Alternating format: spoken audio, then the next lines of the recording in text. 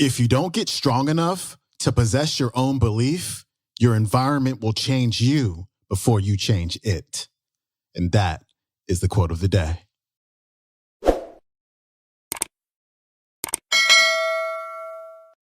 Welcome back to the Quote of the Day show. I'm your host, Sean Croxton of SeanCroxton.com. I hope you had an incredible weekend. You're ready to rock this week because it's Monday. That means it's time for some of that Monday motivation. A couple weeks ago, we had Inky Johnson on the show for the first time, and the feedback was awesome. You said you wanted more, so today I'm giving you more. So Inky is sharing another inspiring story from his life. Before we get to Inky, though, I have an assignment for you. One time this week, show somebody how much you believe in them. Because as Inky's about to talk about, sometimes when we don't believe in ourselves, we have to rent that belief. We have to rent that motivation from somebody else. We have to rent that fuel. So this week, make the choice, make the decision to be the fuel for someone else. Because not only does it change your life, but it changed somebody else's life as well. Here's Inky. But what happened at the ripe age of 7 years old, I experienced a lot of different situations and circumstances, right? And I just had this crazy thought that, man, if I could just make it to the NFL, all of my family's problems, everything that we're facing would somehow disappear. If I could just make it to the NFL, like I can contribute to my community, I can help people, like I can do all of the things that I want to do. If I just accomplish this dream, every bit of pain that I experience, it will be all worth it. I still remember when me and my 3 younger cousins, we were going to the cafeteria for breakfast every other morning, and we had a cafeteria administrator, a guy by the name of Mr. Dukes. And as soon as we would hit the cafeteria, my 3 little cousins, they'll sprint to the front of the line, push who's ever in front of the line, out of line, and they were trying to eat, and the same thing would happen. Johnson boys hit the wall. And he would put us on the wall, and he would say, Inky, you're the oldest. Why do you let them do this? And I would be too embarrassed to tell him that we didn't eat the night before, and so I would just stand back on the wall, and I would be quiet. But one morning, he pushed it a little bit too far.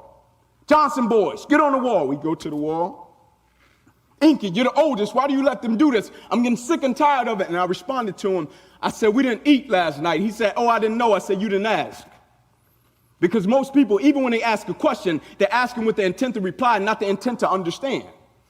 And when it happened, what happened to me was, I said, man, if I could just make it to college, nobody in my family has been to college, I could break a generational curse, and I could show the people in my community a different way. But man, if I make it to the NFL, I can help my mother in ways that I've never imagined. I can help my grandmother in ways that I've never imagined. And every day we would walk out of that door, I would always trail my cousins, and my grandmother would say to me, Inquarius. That's my real name, Inquarius, not Inky. My grandfather gave me Inky because he had a problem with pronouncing Inquarius. And my grandmother would say to me, Inquarius. I would say, yes, ma'am. She would say, learn from the mistakes of other people. You can't make them all yourself.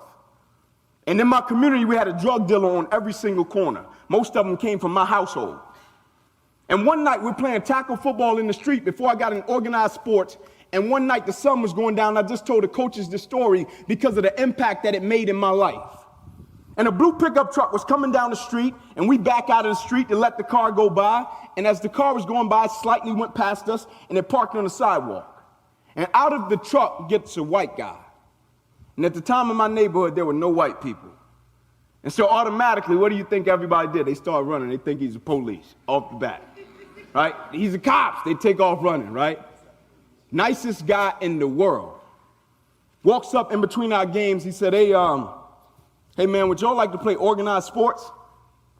I said, man, I would love that. Where you been, brother? He said, go in the house and get your guardian. I run in the house. My Uncle JJ is there. I said, hey, Unc, it's a guy outside. Will you please come and talk to him? My uncle says, sure. My uncle comes outside. The guy says, my name is Trey Hurst. He said, listen, I don't even supposed to be over here. He said, I brought a kid home 3 blocks up. I just rode down the street to see what the neighborhood was like. I see these knuckleheads playing tackle football in the street. I run a league across town. I think if y'all bring them out, get them signed up, be a great opportunity for them. It could really help them in life. My uncle responds, sir, we greatly appreciate it, but we just don't have the money for anything like that. And he pointed at me because I'm standing face to face with the coach because I really wanted to play. And my uncle said his mother is working a double shift at Wendy's right now. She definitely doesn't have. My mother had me at 16 years old. And the coach responds to him. He said, I tell you what. He said, you bring him to the park tomorrow, not only will I sign him up, he pointed at me. He said, I'll sign the other 3 up as well. My uncle brought us to the park the next day. I stood there and I watched this coach that I didn't even know that came down the street the day before, and he took all his money out of his pocket and he paid for me and my 3 little cousins to play ball. And what I later discovered in my family, it made such an impact. Nobody in my family had been to college, but me and my 3 little cousins that coach signed up in that street that night to play football. All 3 of us went to college and we broke a generational curse in our family. But I wanted to understand what was the spirit that this coach was living his life with. Like, it was his essence. It wasn't just a thing that he did because he wanted to do it and get a return on something. Like, that was just who he was. And so one night I asked him a question. I said, Coach, why do you do what you do?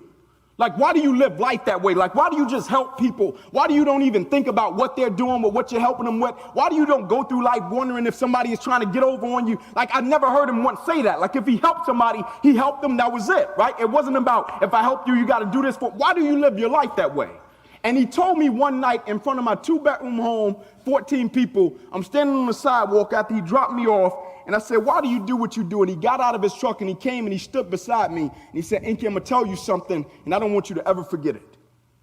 He said, as long as you make sure that somebody else's life is okay, son, God will always make sure that your life is okay. And what he was telling me was, son, as long as you live your life with a greater purpose than just yourself, the opposition, the adversity, the challenges, the paralyzed right arm and hand, like all of those challenges that you will face in your life, if you live life with a greater purpose than just yourself, you will use it as fuel and it won't drain you because your focus and your perspective will be a lot different. You won't be a selfish person and you won't just be going through life doing things for personal gain. You know how you can spot a selfish person? They give up at the first sign of adversity.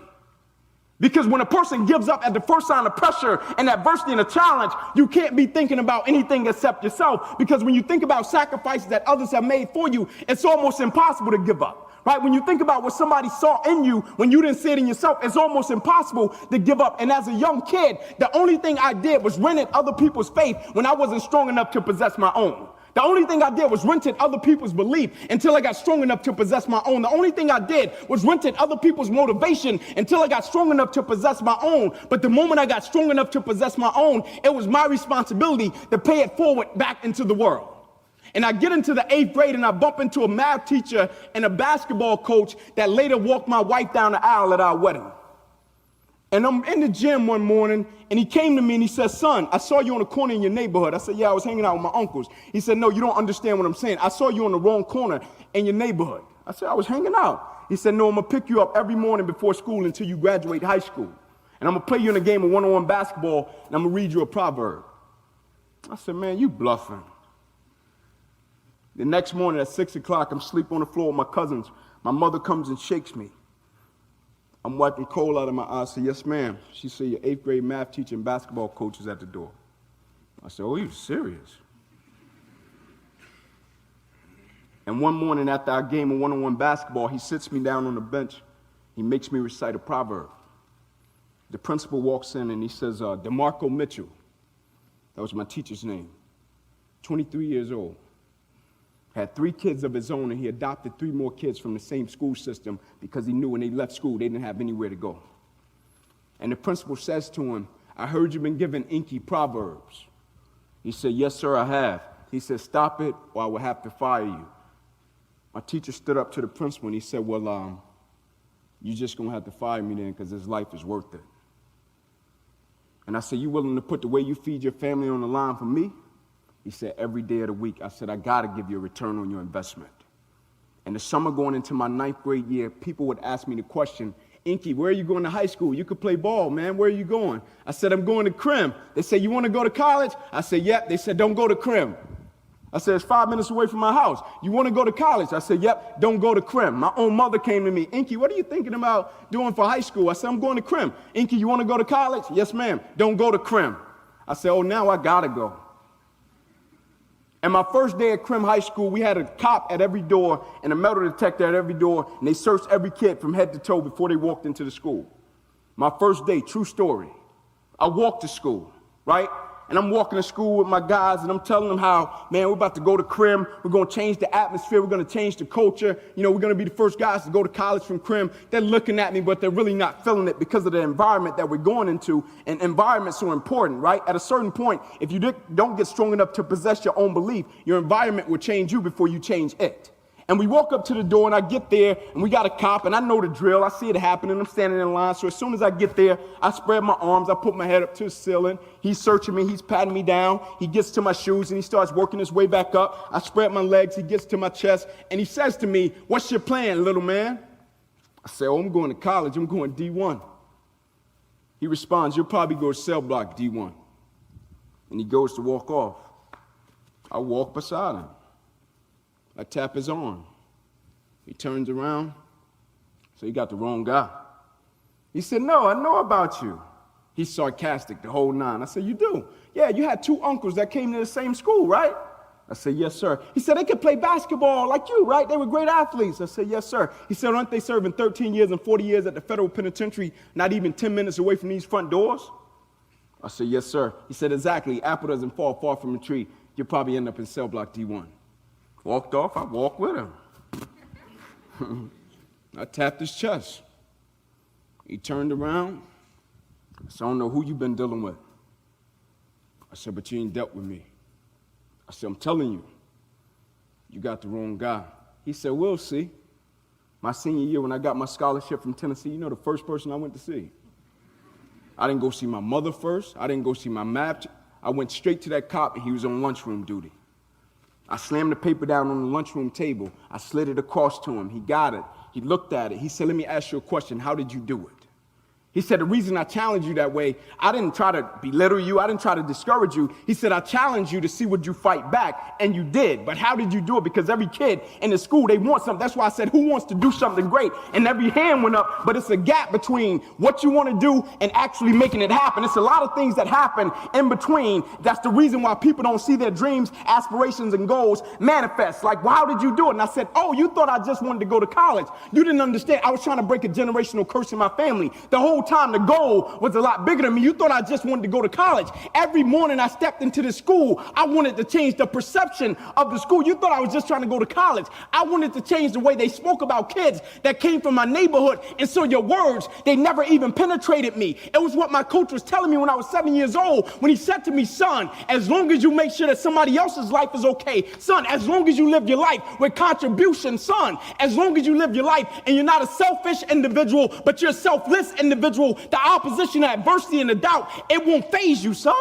And I told him, that's how I did it. But you know the coolest thing that happened? Had 3 little cousins that came right behind me into those same doors, looked that same cop in the face, and all 3 of them went to college. We crushed him.